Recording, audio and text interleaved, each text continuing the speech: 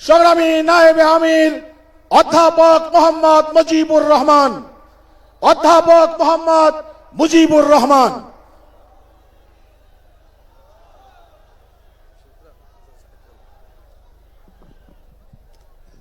ইন্নাল হামদালিল্লাহ ওয়াসসালাতু ওয়াসসালামু আলা রাসূলিল্লাহ।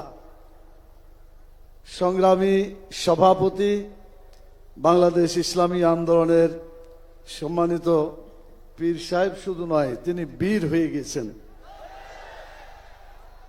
বাংলাদেশ জামাত ইসলামীর দাঁড়িপাল্লা আর ইসলামী আন্দোলনের হাত পাখা এক জায়গায় করতে পেরে উনি মহাবীরে পরিণত হয়েছেন। অবশ্য সামনের দিনে আরো বড় বড় সমাবেশ হবে, সেখানে হয়তোবা এর চাইতে আরো অনেক বেশি লোক আপনারা দেখবেন এবং বাংলাদেশে কোরআনের আইনের পক্ষে যে জোয়ার শুরু হয়েছে এটা ইনশাআল্লাহ বিজয় লাভ করবে ইনশাআল্লাহ। সম্মানিত ভাইরা, 1947 সাল থেকে 24 বছর ধরে পাকিস্তান ইসলামের নামে অর্জিত হয়েছিল। আপনারা বলেন, ইসলামের নামে পাকিস্তান হওয়ার পরে সেই পাকিস্তানে কোরআনের আইন চালু হয়েছিল? যদি বলেন হয়েছিল, ইসলামী আইন তারা চালু করে নাই, বরং ইসলামের সাথে গাদ্দারি করার কারণে সে দেশটি টিকে থাকতে পারে না। 1971 থেকে 2024 54 বছর যে আন্দোলন, 54 বছর যে দৃশ্য আমরা দেখেছি, তারা অনেক কথা বলেছে, কিন্তু দেখা গেছে তারা ইসলামের বিরুদ্ধে অবস্থান নিয়েছে। ইসলামের একাত্ম যা ছিল তাও বিতাড়িত করেছে। একটু আগেই শুনেছেন, আল্লাহর প্রতি আস্থা, সকল কাজের জন্য আল্লাহর প্রতি ঈমান এবং আস্থা যেটা সংবিধানে ছিল, বিগত স্বৈরাচার সরকার, ফ্যাসিস্ট সরকার, সেটাও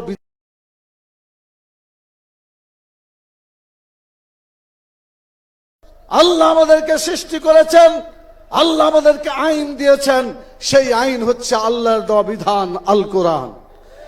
যতদিন পর্যন্ত আল কোরআনের আইন আমরা আমাদের ব্যক্তি, পরিবার, সমাজ এবং রাষ্ট্র জীবনে বাস্তবায়িত করতে না পারবো, ততদিন আমাদের জীবন থেকে অশান্তি, দুঃখ যাবে না। আমাদের কপাল পুড়ছে এবং পুড়তেই থাকবে।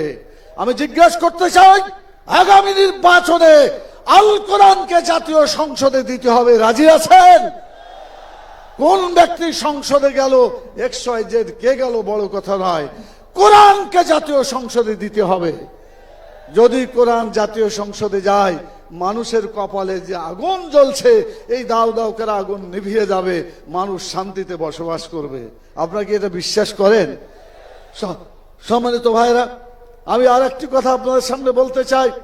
এতক্ষণ পর্যন্ত যে সমস্ত ভাইরা কথাবার্তা বলেছেন, সবগুলাই ভালো কথা, ও কথাগুলো আমারই, যার ফলে যা বলবো পুনরাবৃত্তি হবে। সেজন্য আমি সময়কে একেবারে শেষ করতে চাই। আসরের নামাজের আজান হয়ে গেছে, সেজন্য আমি যে কথাটা দিয়ে শেষ করতে চাই, বাংলাদেশ জামাত ইসলামী আমির ডক্টর শফিকুর রহমান সাহেব আর আজকের ইসলামী আন্দোলনের আজকের এই মহাসমাজের সম্মানিত সভাপতি, ওনারা দুজন পাশাপাশি একসাথে বক্তব্য রেখে আজকের এই ঐতিহাসিক যে মহাসমাবেশ, এটাকে সার্থক করেছে এই দুজন ব্যক্তিত্ব পাশাপাশি দাঁড়িয়ে আলোচনা করার ফলে। আমরা বিশ্বাস করি আরো যত দল আছে সবাইকে একই একই ভাবে আমরা যদি গোটা বাংলাদেশে, কোরআন আছে যেখানে আমরা থাকবো সেখানে, ইসলাম আছে যেখানে আমরা থাকবো সেখানে, আল কোরআনের আলো ঘরে ঘরে জ্বালো। আমি শুধু আল কোরআনের আলো ঘরে ঘরে জ্বালো এতটুকু বললেই হবে না। আল কোরআনের আলো ঘরে ঘরে জ্বাললে আপনার বাড়িতে আমার বাড়িতে জ্বললো, কিন্তু বাংলাদেশের টেকনাফ থেকে তেঁতুলিয়া পর্যন্ত কোরআনের আলো জ্বলবে? এটা জ্বালাতে হলে জাতীয় সংসদে কোরআনের আইনের বিল পাশ করতে হবে। এটা যদি পাশ হয়ে যায়, তখন টেকনাফ থেকে তেঁতুলিয়া পর্যন্ত সকলের বাড়িতে কোরআনের আলো জ্বলবে ইনশাআল্লাহ। এই আলোকে কেউ নিভাতে পারবে না। আল্লাহ তাআলা তার নূরকে বিজয়ী করতে চেয়েছেন, আল্লাহু মুতিম্মু নূরিহি ওয়ালাউ কারিহাল কাফিরুন। আল্লাহ তাআলা তার নূরকে বিজয়ী করবেন। আমরা আভাস দেখতে পাচ্ছি রাসূল সাল্লাল্লাহু আলাইহি সাল্লামের গাজওয়ায়ে হিন্দের যে ভবিষ্যৎবাণী হাদিস আপনারা পড়েছেন, সেখানে একটা যুদ্ধ হবে, এই যুদ্ধে হিন্দুস্তান পরাজিত হবে, মুসলমানরা জয়লাভ করবে ইনশাআল্লাহ। সেদিন খুব বেশি দূরে নয়। আর একটা ভবিষ্যৎবাণী তিনি করেছেন, ফিলিস্তিন বা গাজায় যেভাবে ইহুদিরা মুসলমানদেরকে হত্যা করছে, ইরান সহ অন্য জায়গায়, এই ইহুদিরা এমন ভাবে পরাজিত হবে, তারা পালাবে, পালাইতে পালাইতে তারা লুকানোর জায়গা খুঁজবে, লুকানোর জায়গা খুঁজে পাবে না। তখন শেষ পর্যন্ত হাজার ও সাজার, হাজার মানে পাথর আর সাজার মানে গাছ, গাছের পিছনে পাথরের পিছনে তারা লুকাবে। আল্লাহর ইচ্ছায় পাথর কথা বলবে, গাছ কথা বলবে।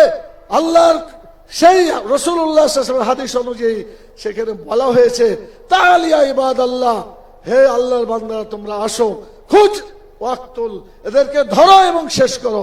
সেদিনও খুব বেশি দূরে নাই ইনশাআল্লাহ।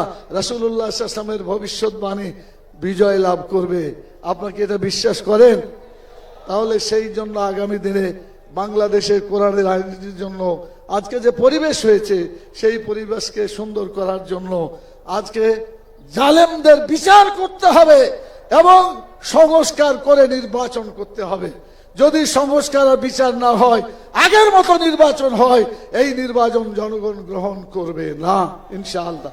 পিআর সিস্টেমের যে কথা সবাই বলেছেন, আমরাও বলছি, জনগণও বলছে। আগামী দিনে আমাদের একটাই স্লোগান, সেটা হচ্ছে এই সকল মতবাদ দেখা শেষ, এবার ইসলামের বাংলাদেশ। জোরে করে বলতে পারবেন? সকাল থেকে তো টায়ার্ড হয়ে গেছেন, গলায় শক্তি আছে? দেখায় দেন, সব মতবাদ দেখা শেষ, আগামী ইসলামের বাংলাদেশ।